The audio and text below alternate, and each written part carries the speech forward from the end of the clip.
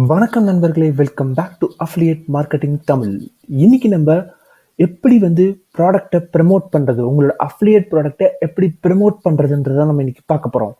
How to promote, இந்த வார்த்தையை நான் ஏன் அண்டர்லைன் பண்ணியிருக்கேன்னா, அதாவது ரொம்ப போல்டாக கொடுத்துருக்கேன்னா, இது இந்த அஃபிலியேட் மார்க்கெட்டிங்கிறதுக்கு மட்டும் கிடையாது. இது எல்லா பிஸ்னஸ்லேயும் ரொம்ப ரொம்ப இம்பார்ட்டண்ட்டான ஒரு விஷயம். இதில் தான் எல்லாருமே மிஸ் பண்ணுவாங்க. அதாவது ப்ரமோஷன்றதுனாலே நம்ம ஆடியன்ஸை தேடி போகிறது கிடையாது, ஆடியன்ஸ் நம்மளை தேடி வரணும். அதுதான் ப்ரமோஷன், சரியா? ஸோ அஃபிலியேட் மார்க்கெட்டிங்கில் ப்ரமோஷன்ன்றது ரொம்ப ரொம்ப ஈஸியான ஒரு விஷயம். பட் அதை நீங்கள் புரிஞ்சுக்கிற வரைக்கும், சரியா? ஃபஸ்ட்டு ஒரு வெப்சைட் நீங்கள் கண்டிப்பாக க்ரியேட் பண்ணணும். உங்களுக்குன்னு ஒரு வெப்சைட், நீங்கள் அஃபிலியேட் மார்க்கெட்டிங் பண்ணுறதா இருந்தாலும் சரி, இல்லை டிஜிட்டல் மார்க்கெட்டிங் பண்ணுறதா இருந்தாலும் சரி, இல்லை நீங்கள் எந்த பிஸ்னஸ் க்ரியேட் பண்ணுறதா இருந்தாலும் சரி, நீங்கள் உங்களுக்குன்னு ஒரு வெப்சைட் க்ரியேட் பண்ணியே ஆகணும், சரியா? அதில் நம்ம அஃபிலியேட் மார்க்கெட்டிங் பண்ண போகிறோன்னா நம்ம பிளாகை ஃபோக்கஸ் பண்ணணும். பிளாக் ஃபோக்கஸ் பண்ண முடியலைன்னா ஒரு பர்ஃபெக்டான ஒரு லேண்டிங் பேஜ் கிரியேட் பண்ணுவோம். எப்பயுமே ஸ்டார்டிங்கில் எடுத்தோடனே எல்லாராலையும் அஃபோர்ட் பண்ண முடியாது வெப்சைட். ஸோ அதனால நான் பெய்டு கொடுக்காம நான் எப்பயுமே ஃப்ரீயாக தான் நான் வெப்சைட் கிரியேட் பண்ண சொல்கிறது. கூகுள் சைட்லேயே வச்சு நிறையா பேர் சம்பாதிச்சவங்களாம் எனக்கு தெரியும், நிறையா பேர் ரிசல்ட் பார்த்தவங்களாம் எனக்கு தெரியும். ஏன், நானே அப்படி தான் ரிசல்ட் பார்த்துட்ருக்கேன், சரியா? So Google side is very very enough. நீங்கள் அதை வச்சே நீங்கள் உங்களோட வெப்சைட்டை கிரியேட் பண்ணலாம், சரியா? அதில் நீங்கள் பிளாகும் எழுதலாம், சரியா? நெக்ஸ்ட்டு, ஒரு நல்ல கண்டென்ட்டை ப்ரொவைட் பண்ணணும் மக்களுக்கு. நீங்கள் கண்டென்ட் மூலியமாக தான் நீங்கள் மக்களை ஈர்க்க முடியும். ஸோ ஒரு நல்ல கண்டென்ட், நல்ல வேல்யூபிளான கண்டென்ட். அந்த கண்டென்ட்டை போஸ்ட் பண்ணுறதுக்கு முன்னாடி நம்ம ஒரு தாட்டி படித்து பார்த்துக்கணும் அந்த கண்டென்ட்டை, நமக்கு புரியுதான்ட்டு. ஸோ நம்மள மாதிரியே தான் மக்களும் படிப்பான், அவனுக்கு புரியணும். அவனுக்கு புரிஞ்சாதான் அது போய் ரீச் ஆயிடுச்சுன்னு அர்த்தம். அவன் வாங்குறான் வாங்கலை அது வேற விஷயம், பட் அவனுக்கு அந்த கண்டென்ட் புரியணும். அது ரொம்ப ரொம்ப இம்பார்ட்டண்ட், சரியா? Next, optimize your website for search engine to attract organic traffic. ஆப்டிமைசேஷன்ன்றது நீங்கள் வேர்ட்பிரஸ் வெப்சைட், பெய்டு வெப்சைட் போகும்போது பண்ணணும். அதே மாதிரி இந்த கூகுள் சைட்லையும் நீங்கள் சில விஷயங்கள் ஆப்டிமைஸ் பண்ண வேண்டியது இருக்கும். பட் வேர்ட்பிரஸில் பண்ணுற மாதிரி இதில் அவ்வளோ நிறையா விஷயங்கள் இருக்காது. கூகுள் சைட்ஸில் நீங்கள் கம்மியாக பண்ணுற மாதிரி இருக்கும். பட் நிறையா நீங்கள் அட்ராக்டிவாக மக்களை எப்படி கவரலான்ற விஷயத்தில் நீங்கள் ரொம்ப ஒர்க் பண்ண வேண்டியது இருக்கும். கூகுள் சைட்ஸாக இருந்தாலும் சரி, இல்லை வேர்ட்பிரஸ் சைட்டாக இருந்தாலும் சரி, சரியா? ஸோ ஆர்கானிக் டிராஃபிக் எடுக்கிறதுன்றது ரொம்ப ரொம்ப ஈஸி. பட் அது சில பேருக்கு தெரியாது. சில பேர் எப்பயுமே அட்வர்டைஸ்மெண்ட் ஒன்று மட்டும்தான் ஒர்க் ஆகும்னு நினச்சிட்டு இருக்காங்க.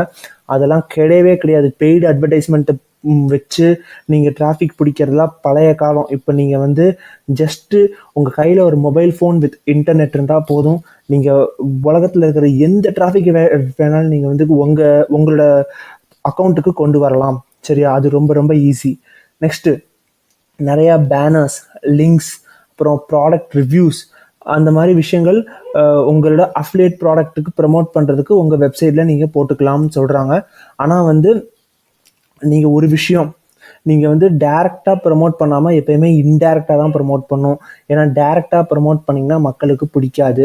இன்டேரக்டாக ப்ரமோட் பண்ணால் தான் மக்களுக்கு பிடிக்கும். அவங்களோட ப்ராப்ளமை நீங்கள் அதுக்கு ஒரு சொல்யூஷன் கொடுத்து அதுக்கப்புறம் நீங்கள் ப்ரமோட் பண்ணணும். ஸோ அதுதான் கான்செப்ட். நீங்கள் அப்படி பண்ணால் தான் மக்களுக்கு பிடிக்கும், சரியா? ஃபஸ்ட்டு ஒன் வெப்சைட், அப்படி தான் நம்ம ப்ரமோட் பண்ணணும். Next, YouTube. It is a great platform. நீங்கள் என்ன நினச்சாலும் சரி, இந்த இந்த 2023 உங்களுக்கு ஒரு யூடியூப் சேனல் இல்லைன்னா நீங்கள் ரொம்ப டெக்னாலஜி வைஸில் நீங்கள் ரொம்ப பின்னாடி இருக்கீங்க, நீங்கள் ரொம்ப அப்டேஷன் இல்லாமல் இருக்கீங்க. உங்களுக்குன்னு ஒரு யூடியூப் சேனல் கண்டிப்பாக க்ரியேட் பண்ணுங்கள். அது உங்களை ஒரு பிராண்டாக உருவாக்கும். கண்டிப்பாக கிரியேட்டர்ஸ்க்கு ஒரு நல்ல ஆப்பர்ச்சுனிட்டி இருக்குது ஃப்யூச்சரில். ஸோ அதை நீங்கள் நல்லா பயன்படுத்திக்கோங்க, சரியா? இப்போ நம்ம அஃபிலியேட் மார்க்கெட்டிங்கில் இதை நம்ம ப்ரமோட் பண்ணணும்னா, இப்போ நீங்கள் எடுத்தோடனே இந்த ப்ராடக்ட் ரிவ்யூ கொடுக்கறது அந்த மாதிரி பண்ணாமல், என்ன கேட்டிங்கன்னா, ஃபஸ்ட்டு நீங்கள் என்ன பண்ணணும்னா, உங்களை நீங்கள் ஒரு பிராண்டாக மாற்றணும். சப்போஸ் நீங்கள் ஒரு கம்பெனியை வச்சுருந்தா அந்த கம்பெனியை பிராண்டாக மாற்றணும். அந்த கம்பெனியை பிராண்டாக மாற்றணும்னா என்ன பண்ணணும்? அப்போ நம்ம கண்டென்ட்டை ஜாஸ்தி ப்ரொவைட் பண்ணணும். கண்டென்ட் ஜாஸ்தி ப்ரொவைட் பண்ணால் தான் மக்கள் நம்மளை நம்பி உள்ளே வருவாங்க. Content is king. Content is king of social media platforms. So நீங்கள் கண்டென்ட்டை நல்லா குவாலிட்டியான கண்டென்ட் ப்ரொவைட் பண்ண ஸ்டார்ட் பண்ணணும், சரியா? அப்புறம் வந்து ஆட்டோமேட்டிக்காக மக்கள் உள்ளே வருவாங்க. உள்ளே வந்ததுக்கப்புறம் நீங்கள் வந்து மக்களுக்கு தேவையான விஷயங்களை பூர்த்தி பண்ணுற விதமாக நீங்கள் வந்து செயல்படுத்தணும். அப்போ நீங்கள் உங்களோட அஃபிலியேட் ப்ராடக்டை நீங்கள் ப்ரமோட் பண்ணலாம். அதுதான் வந்து ஒரு சரியான முறை. நீங்கள் அஃபிலியேட் ப்ராடக்ட் ப்ரமோட் பண்ணுறதுக்காகவே ஒரு சேனலில் ஸ்டார்ட் பண்ணி உங்கள் ப்ராடக்டை ப்ரமோட் பண்ணிங்கன்னா கண்டிப்பாக சொல்கிறேன், ப்ராடக்ட் 100% செல் ஆகாது. சரியா? இதுதான் நீங்கள் வந்து ஒரு வேல்யூ ப்ரொவைட் பண்ணிவிட்டு நீங்கள் வந்து ஒரு சர்வீஸ் மாதிரி, அதாவது ஒரு நல்ல ஒரு வேல்யூ ப்ரொவைட் பண்ணிவிட்டு அதுக்கப்புறம் மக்களுக்கு தேவையான விஷயத்த நீங்கள் வந்து கொடுத்தீங்கன்னா மக்கள் கண்டிப்பாக வாங்கிக்குவாங்க. ஸோ இதுதான் நீங்கள் வந்து எப்பயுமே அவங்க சைட்லேருந்து யோசிக்கணும், நம்ம சைட்லேருந்து யோசிக்கக்கூடாது. நம்ம ப்ரமோட் பண்ணுறோம், காசு பார்க்குறோம், அது மட்டும் கிடையாது. நிறைய விஷயங்கள் இருக்குது, அதை எல்லாத்தையும் நீங்கள் மைண்டில் வச்சுக்கணும். இப்போ அஃபிலியேட் மார்க்கெட்டிங்கில் நீங்கள் வந்து ப்ரமோட் பண்ணுறதுக்கு YouTube is a best platform. But you should start, அதாவது என்ன சொல்கிறது, நீங்கள் ஒரு ஆடியன்ஸ் பார்க்கறதுக்கு கொஞ்சம் டைம் எடுக்கும் கண்டிப்பாக. ஸோ அதை நீங்கள் வந்து கொஞ்சம் கவனமாக செயல்படுத்தணும். சரியா? அஃபிலியேட் லிங்க்கை உங்கள் டிஸ்கிரிப்ஷனில் நீங்கள் வந்து போடலாம். அது வந்து ரொம்ப யூஸ்ஃபுல்லான ஒரு விஷயம். அது நீங்கள் வந்து ஒரு வேல்யூ ப்ரொவைட் பண்ணும்போது நீங்கள் என்னோட டிஸ்கிரிப்ஷன் பாக்ஸில் இந்த லிங்க் கொடுத்துருக்கேன், செக் பண்ணி பாருங்கள். நிறையா யூடியூபர்ஸ் சொல்கிறத நீங்கள் கேள்விப்பட்டிருப்பீங்க. ஸோ நீங்களும் அதே மாதிரி நீங்களும் செய்யலாம். அதே மாதிரி நிறைய என்கேஜ் பண்ணணும். உங்கள் யூடியூப்பில் சப்போஸ் யாரா அன்னோன் பீப்புள் வந்து கமெண்ட் பண்ணுறாங்கன்னா அவங்களுக்கு ரிப்ளை பண்ணணும். அவங்க நல்லா இருக்குது அப்படின்னு போட்டிருந்தாங்கன்னா நீங்கள் அதுக்கு வந்து தேங்க்யூ சொல்லணும், தென் ஒரு ஹார்ட்டின் போடணும். இந்த மாதிரி விஷயங்கள் நிறையா இருக்குது. ஸ்டார்டிங் ஸ்டேஜில் நீங்கள் என்கேஜ்மெண்ட் உங்களுக்கு ரொம்ப ஜாஸ்தி தேவை. சரியா? இப்போ செகண்ட் ஒன், நீங்கள் ப்ரமோட் பண்ணுறது யூடியூப்பில் நீங்கள் ப்ரமோட் பண்ணலாம். தேர்ட் ஒன், சோஷியல் மீடியான்றது எல்லாமே வந்துடும். YouTube, Instagram, Facebook, Twitter, LinkedIn, இந்த மாதிரி நிறைய விஷயங்கள் வந்துடும். ஆனால் நீங்கள் வந்து இந்த காலத்தில் சோஷியல் மீடியாவை வந்து ஜஸ்ட்டு வந்து ஒரு அக்கௌண்ட் வச்சுட்டு சும்மா வச்சுட்டு உட்காந்துருந்தீங்கன்னா யூ ஆர் வேஸ்டிங். அதாவது உண்மையாக சொல்லணும்னா social media is very very powerful. நீங்கள் வந்து என்ன தான் நினச்சாலும் சரி, சோஷியல் மீடியாவில் நீங்கள் வந்து சும்மா இன்றைக்கி ஜீரோவில் ஸ்டார்ட் பண்ணிவிட்டு உங்களால் ஒரு வருஷத்தில் நீங்கள் வந்து ஒரு பிராண்டாக மாற முடியும். எழுதி வச்சுக்கோங்க. ஸோ அதோட பவர் தெரியாமல் சில பேர் உட்காந்துருக்கீங்க. அந்த பவரை நீங்கள் வந்து யூஸ் பண்ணணும் கண்டிப்பாக. சரியா? அஃபிலியேட் ப்ராடக்ட் ப்ரமோட் பண்ணுறதுக்கு முன்னாடி நீங்கள் வந்து ஒரு பிராண்டாக மாறணும், இல்லை நீங்கள் ஒரு பிராண்டை க்ரியேட் பண்ணணும். சரியா?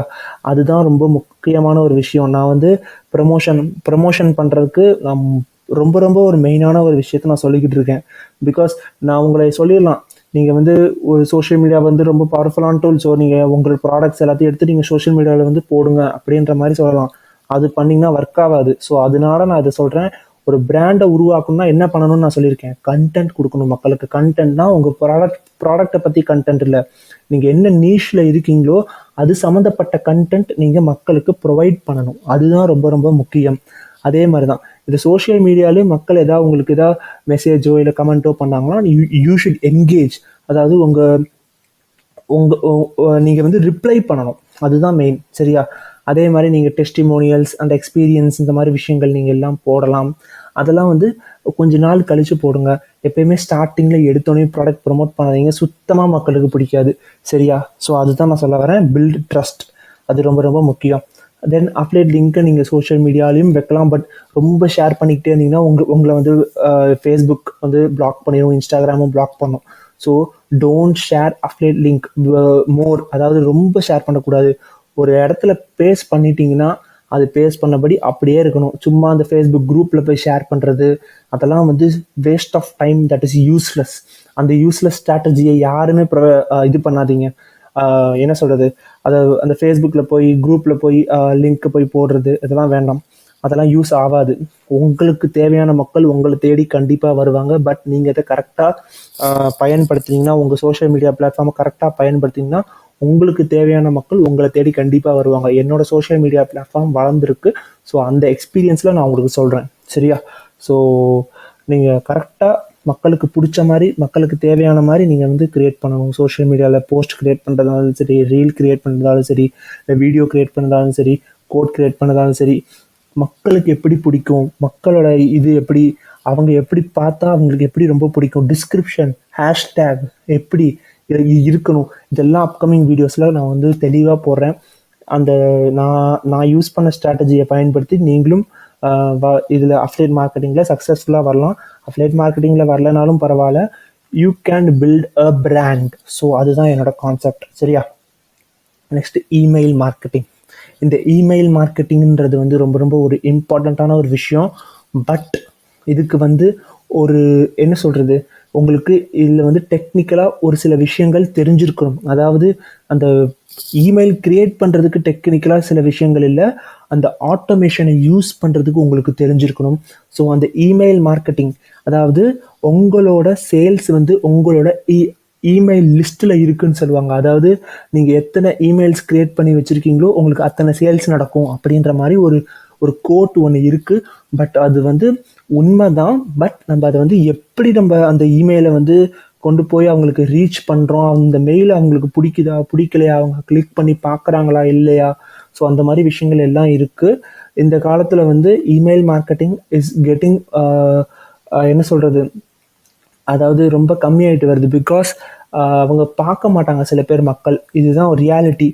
மக்கள் சில பேர் பார்க்க மாட்டாங்க. ப்ரொஃபஷனல் மெயில்ஸ் மட்டும்தான், அவங்களுக்கு சம்மந்தப்பட்ட மெயில்ஸ் மட்டும்தான் அவங்க பார்ப்பாங்க. But you can target your audience in email ஆல்சோனா இதுலேயும் பண்ணலாம். அவ்வளோதான். சரியா? இதில் உங்கள் அஃபிலியேட் ப்ராடக்ட்ஸை நீங்கள் ப்ரமோட் பண்ணலாம். பட் இதில் வந்து ஒர்க் ஆகிறது கொஞ்சம் கடினம்தான். நீங்கள் வந்து ரொம்ப க்ரியேட்டிவாக, ரொம்ப மக்களுக்கு கேட்சியாக, ரொம்ப என்ன சொல்கிறது, அவங்களுக்கு பார்த்தோன்னே டக்குன்னு உள்ளே என்ட்ராகிற மாதிரி ஒரு விஷயத்தை நீங்கள் கொடுத்தா தான் மக்கள் உள்ளே வருவாங்க, இல்லைன்னா வரமாட்டாங்க.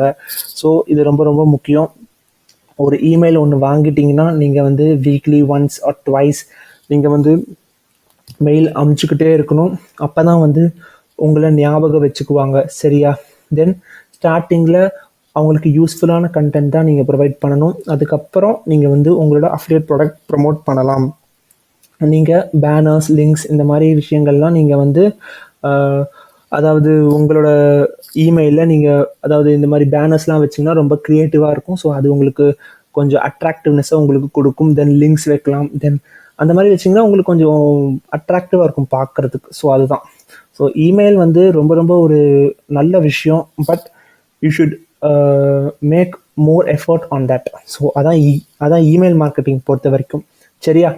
நெக்ஸ்ட்டு, இது ரொம்ப ரொம்ப ரொம்ப முக்கியமான ஒரு விஷயம். எல்லாருமே தான் சோஷியல் மீடியாவில் இருக்காங்க. பட் எல்லாருமே சக்ஸஸாக ஆகிறது கிடையாது. சக்ஸஸ்ஃபுல் ஆகிறது கிடையாது. சரியா? ஸோ சக்ஸஸ்ஃபுல் ஆகணும்னா அதுக்கு யூ ஷுட் பி யூனிக். அதாவது உங்களுக்குன்னு சில என்ன சொல்கிறது, ஒரு யூனிக்னஸ் இருக்கணும். இப்போ வந்து என்ன சொல்கிறது, இப்போ என்னோட இது எடுத்துக்கிட்டிங்கன்னா, நான் வந்து ஒரு ஒரு டிஃப்ரெண்ட்டாக இருக்கும். என்னோட ப்ரொஃபைல் பார்த்தீங்கன்னா, அஃபிலியேட் மார்க்கெட்டிங் தமிழ்ன்ற ஒரு இன்ஸ்டாகிராம் ப்ரொஃபைல் கொஞ்சம் டிஃப்ரெண்ட்டாக இருக்கும். ஃபேஸ்புக் பேஜும் வச்சுருக்கேன். ஸோ இந்த மாதிரி டிஃப்ரெண்ட்டாக இருக்கும் என்னோடய ப்ரொஃபைல். கொஞ்சம் பார்த்தீங்கன்னா சினிமா இது இருக்கும், கோட்ஸ் இருக்கும். தென் கண்டென்ட் நல்லா ப்ரொவைட் பண்ணுவேன். நல்லா வேல்யூபிளான கண்டென்ட் ஜாஸ்தி ப்ரொவைட் பண்ணுவேன் டெய்லி. ஸோ அதனால் என்னோடது கொஞ்சம் யூனிக்காக இருக்கும். மற்றவங்களோட அந்த டிஜிட்டல் மார்க்கெட்டிங் பண்ணுறவங்களோட இதுலேருந்து என்னோடது ரொம்ப ரொம்ப இதுவாக இருக்கும், டிஃபராக இருக்கும். ஸோ இதுதான் உங்களுக்குன்னு ஒரு யூனிக்னஸ் இருக்கும். நீங்கள் வந்து சப்போஸ் வேறு எதுலையா ஒரு நீஷில் இருக்கீங்கன்னா உங்களுக்குன்னு தனிப்பட்ட ஒரு யூனிக்னஸ் இருக்கும். நீங்கள் அதை கண்டிப்பாக உள்ளே கொண்டு வரணும். நீங்கள் அது வந்து நீங்கள் எதுவாக வேணாலும் இருக்கலாம், ஃபிட்னஸாக இருக்கலாம், இல்லை சம்திங் வேறு ஏதாச்சும் கூட இருக்கலாம். அதை நீங்கள் கண்டிப்பாக உள்ளே கொண்டு வரணும். சரியா? அந்த யூனிக்னஸ்ன்றது உங்களோட க்ரியேட்டிவிட்டி சம்மந்தப்பட்டது. அந்த க்ரியேட்டிவிட்டின்றது நீங்கள் எப்படி ஒரு பொருளை டிசைன் பண்ணுறீங்க. இப்போ நீங்கள் ஒரு பொருளை டிசைன் பண்ணுறீங்க, நான் ஒரு பொருளை டிசைன் பண்ணுறேன் அப்படின்னா நீங்கள் எப்படி ஒரு யூனிக்காக ஒரு பொருளை டிசைன் பண்ணுறீங்கன்றதான் உங்களோட க்ரியேட்டிவிட்டி. ஸோ அப்போ அதை தான் நான் நெக்ஸ்ட்டு போட்டிருக்கேன். இந்த க்ரியேட்டிவிட்டின்றது ரொம்ப ரொம்ப ஒரு இம்பார்ட்டண்ட்டான ஒரு விஷயம். நீங்கள் கலர் காம்பினேஷன்ஸ் எப்படி கொடுக்குறீங்க, நீங்கள் வந்து ஒரு டெக்ஸ்ட்டை எப்படி வந்து அழகாக கொடுக்குறீங்க, ஒரு டிஸ்கிரிப்ஷனை எவ்வளோ நீட்டாக ஒரு எமோஜிஸ் வச்சு கொஞ்சம் டெக்கரேட்டிவாக கொடுக்குறீங்க, அந்த அந்த டிஸ்கிரிப்ஷனில் எப்படி மக்களுக்கு ஈஸியாக புரிய வைக்கிற மாதிரி நீங்கள் வந்து கொடுத்துருக்கீங்க. இந்த மாதிரி விஷயங்கள் எல்லாம் இருக்குது. மக்களுக்கு ஈஸியாக புரியணும், மக்களுக்கு ஈஸியாக போய் ரீச் அடையணும், மக்களுக்கு யூஸ்ஃபுல்லாக இருக்கணும். இதுதான் அஃபிலியேட் மார்க்கெட்டிங் பொறுத்த வரைக்கும் நீங்கள் சக்ஸஸ் ஆகிறதுக்கு ஒரு மந்த்ரா மாதிரி சொல்லலாம். சரியா? மக்கள் சைட்லேருந்து நீங்கள் யோசிக்கணும். அப்போ தான் நீங்கள் உங்கள் பிராண்டை பில்ட் பண்ண முடியும். சரியா? ஸோ இதுதான் கான்செப்ட். இதை மறந்துடாதீங்க. இது வந்து ரொம்ப ரொம்ப யூஸ்ஃபுல்லான ஒரு வீடியோ. இதை வேணால் திருப்பி ஒன்ஸ் அகைன் பாருங்கள், உங்களுக்கு ரொம்ப யூஸ்ஃபுல்லாக இருக்கும். So thank you. இந்த வீடியோ உங்களுக்கு ரொம்ப பிடிச்சிருக்குன்னு நினைக்கிறேன். ஸோ இதே மாதிரி நான் உங்களை இன்னொரு வீடியோவில் வந்து சந்திக்கிறேன். மறக்காமல் சப்ஸ்கிரைப் பண்ணி வச்சுக்கோங்க. இந்த மாதிரி யூஸ்ஃபுல்லான கண்டென்ட்ஸ் ஜாஸ்தி வரும். ஸோ தேங்க்ஸ் ஃபார் வாட்சிங். Have a great day.